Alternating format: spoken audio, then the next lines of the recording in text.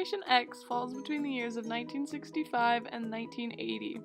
The majority of this generation make use of the internet and other resources to make an informed decision on something before asking for help.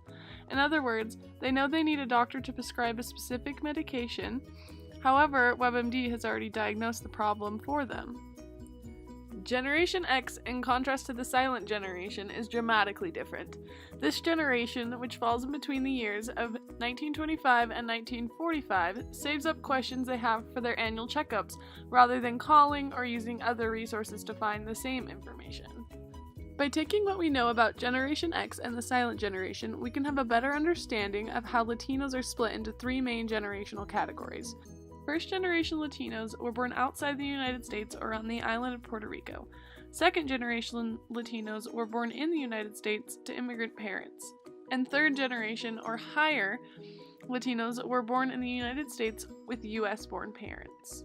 What we see a lot of in the first-generation Latino population is they tend to have less access to healthcare services than the US-born population.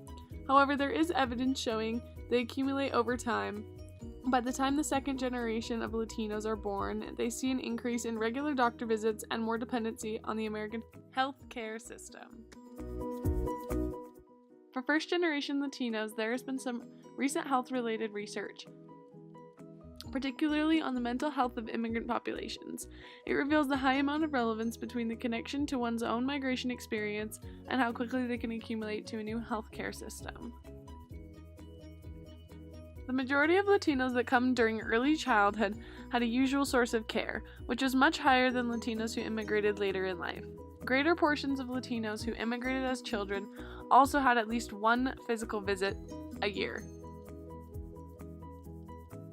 The main point being that generational change does affect how each group looks at and defines healthcare. Whether it be because of age of immigration or just how old you are, each generation forms their own opinion of what healthcare can be used for today.